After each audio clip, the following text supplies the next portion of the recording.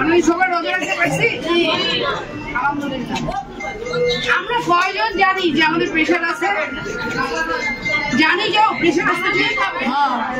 আচ্ছা, যাদের নাই তারা কি কোনো মাপার চেষ্টা করছে যে আমাদের প্রেশার হইতে পারে? আমরা মানুষ, আমরা যে পরিস্থিতিতে থাকি না কেন আমাদের রোগ হইতে পারে না? পারি তো।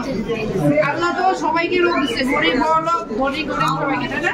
তাহলে আমরা কি মাঝে মাঝে প্রেশারটা একটু মেপে দেখি? যাদের হয়েছে তাদের হয়েছে, ওনাদেরকে কখনো ওষুধ বাদ দেওয়া যাবে না। কোনো ডাক্তারের পরামর্শ ছাড়া প্রেশারের ওষুধ বাদ দেওয়া যাবে না। 2 দিন পর ওষুধ খাওয়া যাবে না। যেদিন ওষুধ খাবেন ঠিক ওই দিন পরের দিন ওভাবে ওষুধটা মরার আগ পর্যন্ত খেতে হবে।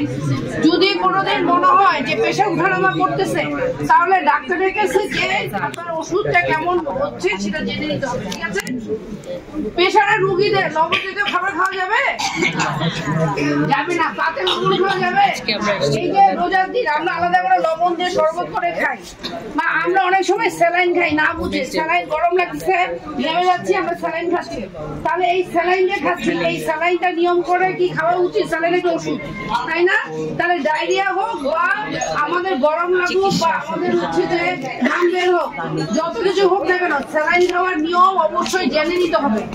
এবং আধা লিটার কমে পানিতে বাচ্চাদের জন্য বা নিজেদের জন্য স্যালাইন খোলানো যাবে না, তাদের কিডনি সমস্যা হবে। পানি পর্যাপ্ত পরিমাণ রাখতে হবে। দ্বিতীয় কথা হচ্ছে গরম লাগলে স্যালাইন খাওয়া যাবে না। আমাদের নিয়ম করে বুঝতে হবে যে কখন আমরা স্যালাইন খাবো, কথা বলেছেন?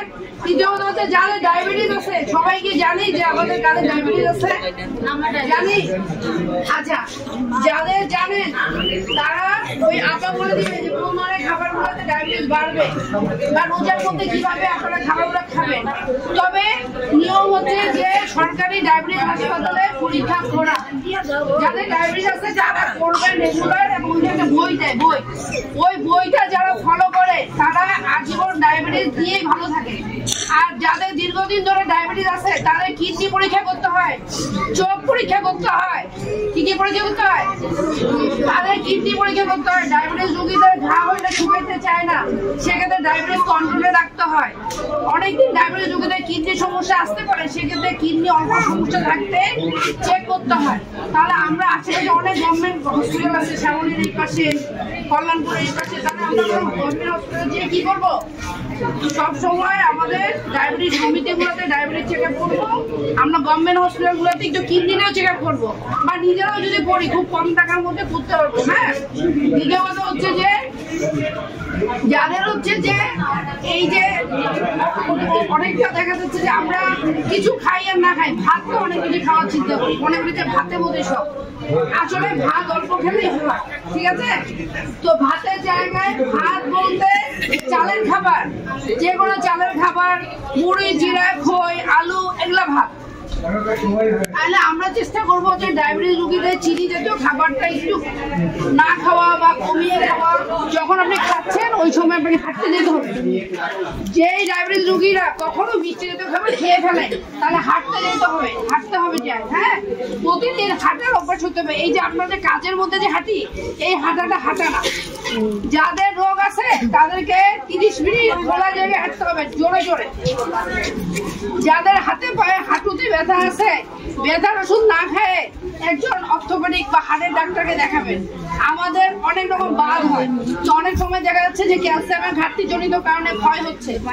অল্প ক্ষয় থাকতে যদি আমরা ক্যালসিয়াম ওষুধ খাই, তাহলে আমাদের ক্ষয়টা কম থাকে, আমরা আজীবন সুস্থ থাকবো। তবে ডাক্তার বলে দিবে যে এতদিন পর পর ক্যালসিয়াম খাবেন, রোদে থাকবেন, ভিটামিন ডি লাগলে খাবেন, সেটা ডাক্তার বলে দিবে।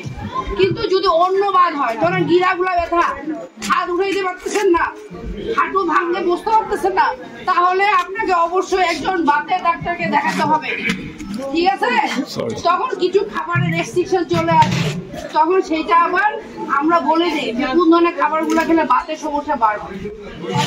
এই যে রমজান মাস, যাদের গিরা ব্যথা আছে তাদের ডাল জাতীয় খাবার খেতে পারবে।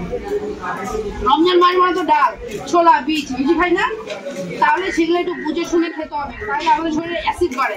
যখন অ্যাসিড বাড়বে তখন গিরাগুলো ব্যথা বাড়বে বেশি, কথা বুঝেছেন? তো যাদের গিরা ব্যথা আছে তাদেরকে ডাল, বিচি, বাদাম জাতীয় খাবার।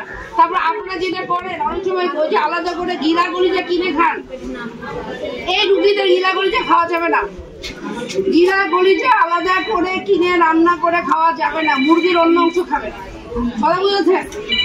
সাথে হচ্ছে কপি জাতীয় সবজি শীতের সময় খেলে বাড়বে, পুঁই শাক পালং শাক খেলে বাড়বে, অন্য শাক খেলে বাদ বাড়বে, মাছের ডিম খাইলে বাদ বাড়বে, মাছ খেলে বাড়বে, হাঁস খেলে বাড়বে, হাঁসের ডিম খেলে বাড়বে, কথা বুঝা গেছে? তাহলে যাদের গিরা ব্যথা আছে তাদের কি কি খাবার বাদ? পুঁই শাক পালং শাক বিচি ডাল জাতীয় খাবার এগুলো একটু কম খাবেন, গিরা গলিটা আলাদা করে কিনে খাবেন না, মুরগি খান সমস্যা নাই, মাছের ডিম খাবেন না, হাঁসের ডিম এগুলা খাইলেই বাদ বাড়বে। তাহলে আমরা প্রথমে কি করবো? কোমরে ব্যথা হয়, গলা হাড়ে ব্যথা হয়, আমরা ক্যালসিয়াম খাওয়ার চেষ্টা করব।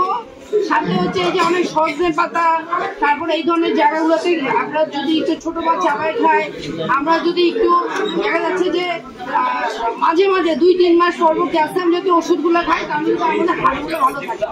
কথা বুঝেছেন? এই যে চুড়ি পড়ছেন, এই চুড়িতে কি ভিটামিন ডি আছে? এই যে খালা চুড়ি কে পড়ছে দেখি, কালো চুড়ি, কালো চুড়ি কে পড়ছে? কালো চুড়ি থেকে কোনো ভিটামিন ডি আছে? আছে? কোনো বাতের ওষুধ আছে কালো চুড়িতে? আছে? কালো চুড়িতে বাতের ওষুধ আছে? নাই। তাহলে কালো চুড়ি পরে লাভ আছে? কোনো অজা ফু দিয়ে দিছে? দেয় নাই। তাহলে আমাদের এই যে গিটে বাতগুলো হচ্ছে, যে ব্যথাগুলো হচ্ছে, আমরা 10 টাকা দিয়ে একটা ব্যথার ওষুধ খাই, কিন্তু 10-11 টাকা দিয়ে একটা ক্যালসিয়াম খাই? খাই কেউ? ব্যথাটা কেন হচ্ছে এটা আমরা জানি না। ব্যথাটা যে কারণে হচ্ছে কারণটা আগে বুঝতে হবে, যে ব্যথাটা কি পড়ে যায় ব্যথা হয়েছে, নাকি ব্যথাটা সবসময় থাকতেছে। যদি সবসময় থাকে, মেয়ে মানুষের এমনিতে বাচ্চা কাচ্চা হইলে একটু ব্যথা মানে হাত দিতে মানে আমাদের ভিটামিন কমে যায়।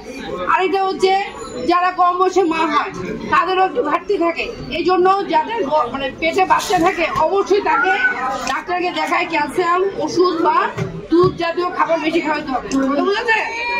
অনেকে রক্ত কম থাকে, ওই সময় বাচ্চারা অসুস্থ হয়ে জন্মগ্রহণ করে।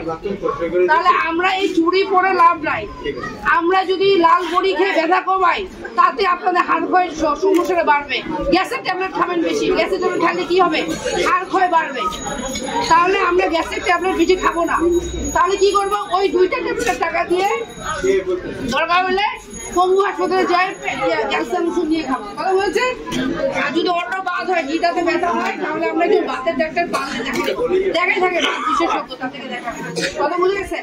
আর প্রেশার ডায়াবেটিস যাদের বয়স 25 হয়ে গেছে, ঘরের মা বোন ছেলে হাজবেন্ড যাদের আছে, যাদের বয়স 25 হয়ে গেছে, এখন মানুষ হোটেলে বেশি খায়, রাস্তায় বেশি খায়, ওদের প্রেশার বেশি হয়। আগে মানুষের প্রেশার হতো 40-50-এর পরে, এখন হয় 25-এর মধ্যে, আরো আগেও হচ্ছে। তাহলে যাদের বয়স 25 হয়ে গেছে, চেষ্টা করবেন প্রেশার ডায়াবেটিস মাপার। যখন একটা রোগ সম্বন্ধে জানবেন, তাহলে সচেতন থাকা যাবে। যখন জানবেন তখন আমরা কি করি? ওষুধ খাই, নিয়ম মানি। তখন কি হয়? ওই রোগটা নিয়েই আপনারা